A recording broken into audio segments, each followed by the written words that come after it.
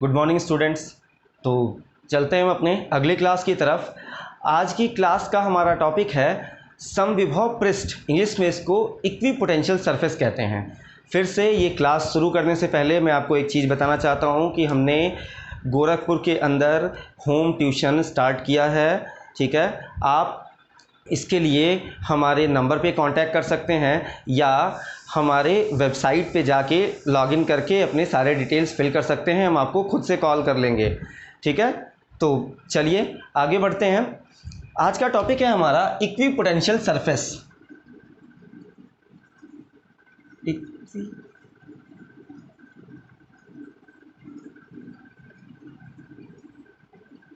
हिंदी में इसको कहते हैं समविभव पृष्ठ।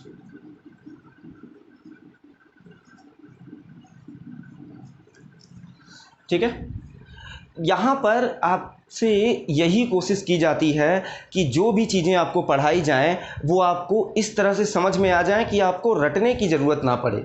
ठीक है, तो चलिए थोड़ा सा हम इनका ऑपरेशन करते हैं, इनको चेंज करके, और देखते हैं कि ये कैसे समझ में आएगा। समविभव पृष्ठ या इक्विपोटेंशियल सरफेस। ठीक है, अगर मैं इसको हिंदी में नॉर्मली लिखता हूँ समविभव, दोनों में बताऊंगा, भी इंग्लिश में भी बताऊंगा क्या होता है सम। सम का मतलब क्या होता है? सम का मतलब होता है समान। ठीक है, बराबर। जैसे इंग्लिश में हम कहते हैं इक्वी, लिखा है ना, इक्वी या इक्वल, ये इक्वी लिखा हुआ है, जो हाफ वर्ड यूज किया गया। इक्वी का मतलब क्या होता है? इक्वल। ठीक है, और पोटेंशियल, पोटेंशियल या हिंदी में इसको कहें तो विभव। हिंदी में विभव कहेंगे, इंग्लिश में क्या कहेंगे? पोटेंशियल। ठीक है, जैसा कि इसका नाम ही बता रहा है, इक्विपोटेंशियल सम विभव, मतलब, और लास्ट में क्या लिखा है? इंग्लिश में लिखा है सरफेस, हिंदी में क्या लिखा है? पृष्ठ। ठीक है, हमने इसको कितने पार्ट्स में बांट दिया? 3 पार्ट में बांट दिया। ठीक है, इसको समझने के लिए, बिल्कुल प्रॉपर तरीके से समझने के लिए 3 पार्ट में इसको डिवाइड कर दिया। पहला क्या है? सम या इक्वी। सम का मतलब होता है समान, इक्वी का मतलब क्या है? इक्वल से है। ठीक है, और विभव या पोटेंशियल, ये आपको पता ही है, इसकी डेफिनेशन भी आपको बताई जा चुकी है। ठीक है, और नॉर्मल लाइफ में आप यूज़ भी करते हैं। ठीक है, कि आज वोल्टेज बहुत कम है या ज़्यादा है, इस तरह से यूज़ करते हैं। ठीक है, वही वोल्टेज या पोटेंशियल, एक ही बात है। ठीक है, तीसरा पृष्ठ या सरफेस। ठीक है, इसका कहने का मतलब क्या होगा कि हमारे पास एक ऐसा सरफेस होगा, एक ऐसा पृष्ठ होगा। पृष्ठ या सरफेस का मतलब क्या होता है? जिसमें कुछ क्षेत्रफल हो, कुछ एरिया हो। ठीक है, तो हमारे पास एक ऐसा सरफेस होगा, एक ऐसा पृष्ठ होगा जिसके सभी पॉइंट पर, सभी बिंदुओं पर, जितने भी छोटे छोटे पॉइंट से ये मिलके बना हुआ है। ठीक है,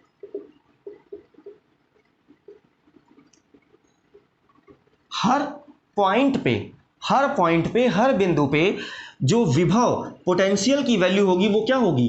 समान होगी, इक्वल होगी। ठीक है, इसका बस इतना ही कहना है। समविभव पृष्ठ मतलब एक ऐसा सरफेस, एक ऐसा पृष्ठ जिस पे सभी बिंदुओं पर, सारे पॉइंट्स पर वोल्टेज मतलब पोटेंशियल या विभव की वैल्यू क्या होगी? बराबर होगी। उसको हम क्या कहेंगे? समविभव पृष्ठ।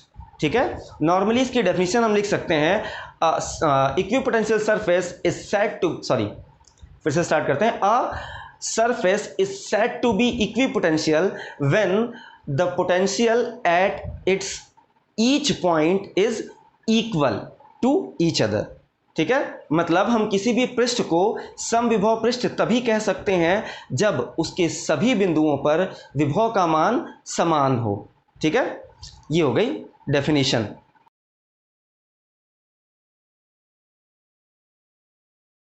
बढ़ते हैं अपने अगले टॉपिक की तरफ। हमने समविभव पृष्ठ मतलब इक्विपोटेंशियल सरफेस पढ़ लिया है। अगला टॉपिक है हमारा प्रॉपर्टीज ऑफ इक्विपोटेंशियल सरफेस, मतलब समविभव पृष्ठ के गुण। ठीक है, क्या है? प्रॉपर्टीज ऑफ,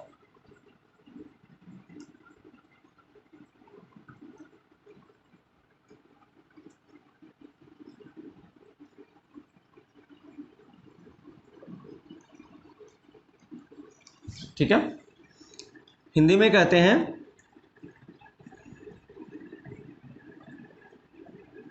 समविभव पृष्ठ के गुण। ठीक है, अब देखिए इसको भी आपको रटने की ज़रूरत नहीं है। नॉर्मली अगर आपने पिछले सारे वीडियो देख रखे हैं और कुछ कॉन्सेप्ट्स अगर आपको याद हैं तो आप नॉर्मली समझ सकते हैं इसको। यहाँ भी आपको कुछ नहीं रटना होगा। ठीक है, बिल्कुल ध्यान से समझिएगा। सबसे पहला पॉइंट मैंने आपको क्या बताया था कि समविभव पृष्ठ क्या होता है, जिसके सभी बिंदुओं पर, सारे पॉइंट्स पर क्या होता है, वोल्टेज की वैल्यू इक्वल होती है, पोटेंशियल की वैल्यू क्या होती है, इक्वल होती है, बराबर होती है। ठीक है, तो सबसे पहली प्रॉपर्टी भी हमारी क्या हो जाएगी, यही हो जाएगी कि जिसके सारे बिंदुओं पर, सभी पॉइंट्स पर विभव का मान क्या होता है, समान होता है। ठीक है, फर्स्ट प्रॉपर्टी क्या है कि it has equal potential at each and every point of the surface. ठीक है, दूसरा पॉइंट देख लेते हैं। ठीक है, दूसरा पॉइंट क्या कहता है। ठीक है, इस पर मैं शॉर्ट में लिख देता हूँ। ठीक है, जो भी बच्चे नोट्स बना रहे हैं उनके लिए मैं डिक्टेट करता हूँ, जब बोलता हूँ तो उसको लिख लिया करें। ठीक है, जैसे मैंने पहली प्रॉपर्टी बोल दी, हिंदी में इंग्लिश में दोनों में बोली, उसी तरह दूसरी वाली भी बोल देता हूँ क्या है। ठीक है, प्रॉपर तरीके से लिख लें। दूसरा क्या है, अब देखिए अगर पोटेंशियल इक्वल है, एक बार फिर से सरफेस बना लेते हैं, ज़रा सा छोटा सा बनाते हैं ताकि बहुत ज़्यादा टाइम वेस्ट ना हो। ठीक है, मान लिया इतने कुछ पॉइंट्स हैं हमारे पास। ठीक, सब पे वोल्टेज बराबर है। ठीक, अच्छा अगर वोल्टेज बराबर है तो मान लिया इस पे भी वोल्टेज कितना है, V, और इस वाले पॉइंट पे भी वोल्टेज कितना है, V। तो अगर हम इन दोनों पॉइंट्स के बीच में वोल्टेज डिफरेंस मतलब विभवांतर निकालना चाहें तो उसकी वैल्यू कितनी आ जाएगी, 0। मान लो ये भी 5 वोल्ट है, ये भी 5 वोल्ट है, तो 5 वोल्ट में से 5 वोल्ट सब्ट्रैक्ट कर देंगे, घटा देंगे, क्या आ जाएगा, 0 आ जाएगा। ठीक है, तो इक्विपोटेंशियल सरफेस में किसी भी दो बिंदुओं के बीच, किसी भी दो पॉइंट्स के बीच में जो विभवांतर होता है वो शून्य होता है। ठीक है, जो भी प्रॉपर्टी लिख रहे हैं वो सीधे सीधे लिख सकते हैं कि समविभव पृष्ठ के किसी भी दो बिंदुओं के बीच विभवांतर शून्य होता है। इंग्लिश में the potential difference between any two points of the equipotential surface is equal to 0।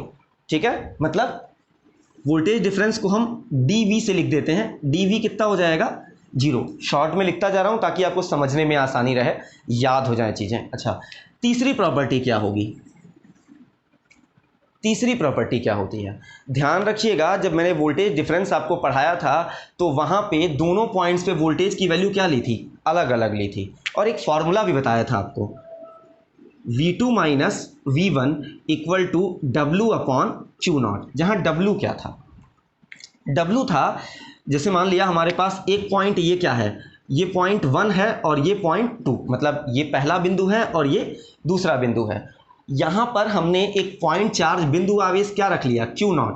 इसको हम अंदर लिख दो, अंदर लिख देता हूँ पॉइंट 1 के पास। इसको हम पॉइंट 1 से पॉइंट 2 तक क्या कर रहे हैं, ले जा रहे हैं। ठीक है, तो 1 से 2 तक ले जाने में जितना वर्क, जो भी कार्य करना पड़ता है वो क्या होता है, W। जिस चार्ज को, जिस आवेश को हम ले जा रहे हैं वो क्या है, Q0, वो यहाँ नीचे रखा है।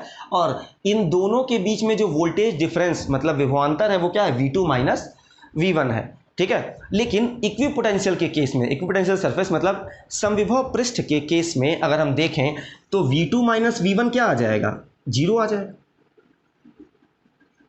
आ जाएगा, क्योंकि वोल्टेज क्या है, बराबर। अभी मैंने प्रॉपर्टी में बता भी दिया है आपको कि वोल्टेज डिफरेंस क्या होता है, विभवांतर क्या होता है, शून्य।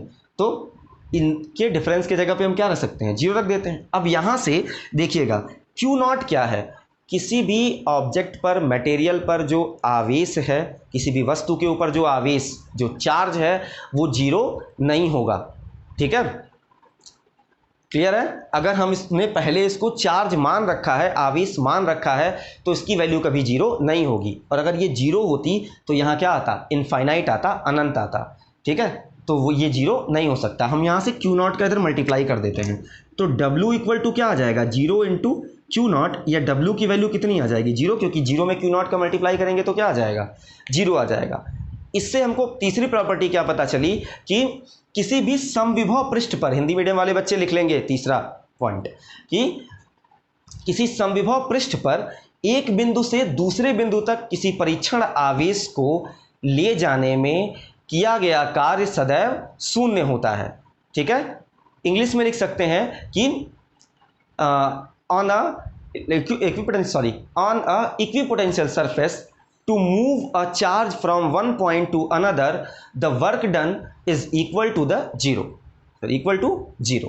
ठीक, मतलब W की वैल्यू क्या हो जाएगी, जीरो हो जाएगी। क्लियर है यहां तक? चौथा पॉइंट देख लेते हैं।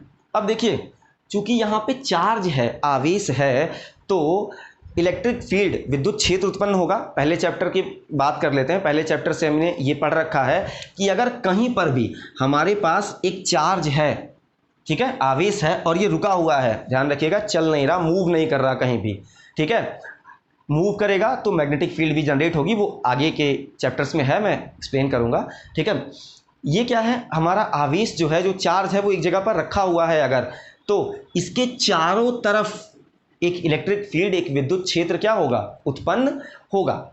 ठीक है, इसका मतलब एक विद्युत क्षेत्र यहां भी होगा ना, और अगर यहाँ पे विद्युत क्षेत्र होगा तो विद्युत क्षेत्र के अंदर, इलेक्ट्रिक फील्ड के अंदर कभी भी जो वर्क है वो जीरो कब हो सकता है, वो तभी जीरो हो सकता है जब जो डिस्प्लेसमेंट और फोर्स है वो दोनों एक दूसरे के क्या हो, 90 डिग्री, 90 अंश पर हो। आपने एक फॉर्मूला पढ़ा होगा, W equal to FS cos theta, या कुछ किसी लोगों ने FD cos थीटा पढ़ा होगा। अगर यहाँ थीटा की वैल्यू हम 90 रख दें, 90 डिग्री, FS cos 90, तो cos 90 कितना होता है, जीरो, और जीरो का मल्टीप्लाई करेंगे तो वर्क हमको कितना मिल जाएगा, जीरो हो जाएगा। ठीक है, तो ये कब हो सकता है, जब थीटा की वैल्यू 90 हो। ठीक है, तो इलेक्ट्रिक फील्ड में भी, विद्युत क्षेत्र के अंदर भी यही केस होता है। ठीक है, कि जब हमारा क्या होगा, विद्युत क्षेत्र की दिशा जो है, इलेक्ट्रिक फील्ड इंटेंसिटी की जो डायरेक्शन है, वो हमारे डिस्प्लेसमेंट के परपेंडिकुलर हो, मतलब हमेशा लंबवत हो। अगर हम मान लिया, एक और दूसरा सरफेस बना देता हूं, मान लिया ये सरफेस है हमारे पास, पृष्ठ है, एक बिंदु, इस बिंदु से इस बिंदु तक हम क्या कर रहे हैं, दूसरे 1 से 2 तक हम क्या कर रहे हैं, एक आवेश को ले जा रहे हैं। ठीक है, तो अब ये सरफेस तो ऐसे रखा है ना, तो यहां से यहां तक ले जाने में जो वर्क है, जो कार्य है, वो जीरो कब हो सकता है, जब हमारी इलेक्ट्रिक फील्ड क्या हो, परपेंडिकुलर हो, लंबवत हो, इस सरफेस के बिल्कुल लंबवत, परपेंडिकुलर हो, 90 डिग्री पर हो। इस फॉर्मूले से पता चल रहा है। ठीक है, कुछ लोग ये भी कह सकते हैं यहाँ इलेक्ट्रिक फील्ड तो है ही नहीं, फिर पता कैसे चल रहा है। तो मैंने जब प्रूविंग कराई थी तो आपको एक पॉइंट बताया था कि इलेक्ट्रिक फील्ड इंटेंसिटी, विद्युत क्षेत्र की तीव्रता की दिशा सदैव, हमेशा फोर्स, बल की दिशा की तरफ होती है। ठीक है, ठीक है, तो डिस्प्लेसमेंट, विस्थापन हमारा कैसे जा रहा है, ऐसे जा रहा है, और अगर हमारा फोर्स परपेंडिकुलर होगा, बल क्या होगा, लंबवत होगा, तभी तो इन दोनों के बीच का एंगल क्या होगा, 90 डिग्री। ठीक है, तो यहाँ पे F के जगह पे हम दिशा में, अगर डायरेक्शन देखें तो F की जगह E नहीं रख सकते हैं, लेकिन डायरेक्शन अगर देखें, दिशा देखें, तो क्या रख सकते हैं, E अज्यूम कर सकते हैं। ठीक है, क्योंकि दोनों की दिशा क्या होती है, सेम होती है।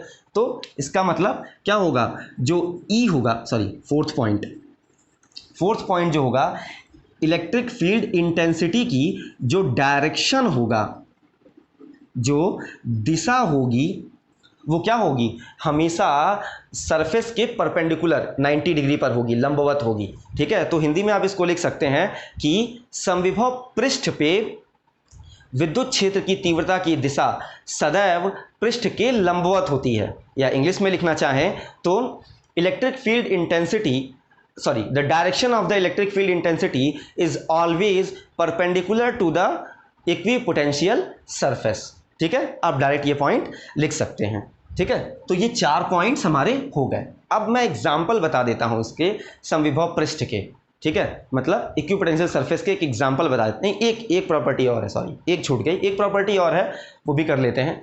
ठीक है, ये जो सरफेसेस होते हैं, जो समविभव पृष्ठ होते हैं, इक्विपोटेंशियल सरफेस होते हैं, ये दोनों कभी एक दूसरे को काटते नहीं हैं, इंटरसेक्ट नहीं करते हैं। ठीक है, इंग्लिश में आप लिख सकते हैं equipotential surfaces are do not intersect each other.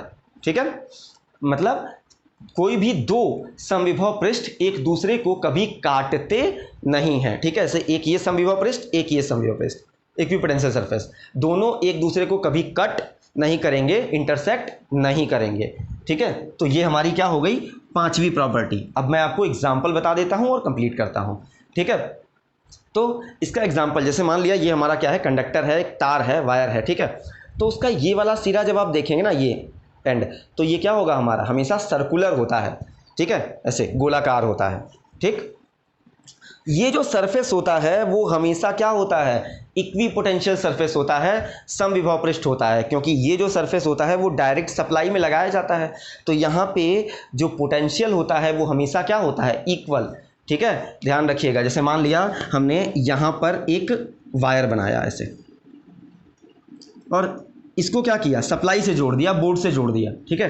तो जब जोड़ेंगे तो ये जितना ये एरिया है, ये जितना क्षेत्रफल है, ये पूरा जो होगा वो एक साथ एक ही पॉइंट पे कनेक्ट होगा, ठीक है। और जब तक हम आगे नहीं बढ़ेंगे तब तक पोटेंशियल की वैल्यू, वोल्टेज का मान क्या होगा, बदलेगा नहीं। मतलब इस पूरे गोले पर क्या होगा, वोल्टेज पोटेंशियल जो होगा वो क्या होगा, बराबर। मतलब इक्विपोटेंशियल सरफेस का एग्जाम्पल है ये, ठीक है। अगर आपसे कोई पूछे कि उदाहरण दीजिए, आपने कहाँ देख लिया इक्विपोटेंशियल सरफेस, ठीक है, तो आप बता सकते हैं कि किसी भी कंडक्टर का जो एंड होता है, जो किनारा होता है, उसको जब हम सप्लाई से जोड़ते हैं तो वो एक समविभव पृष्ठ मतलब इक्विपोटेंशियल सरफेस की तरह से काम करता है, ठीक है। तो आज की वीडियो को इतना ही रखते हैं। अगर वीडियो अच्छा लगा हो तो लाइक करें, कमेंट करें और अपने दोस्तों के साथ शेयर करें। जो भी लोग नए हैं वो हमारे चैनल को सब्सक्राइब करें। Thank you.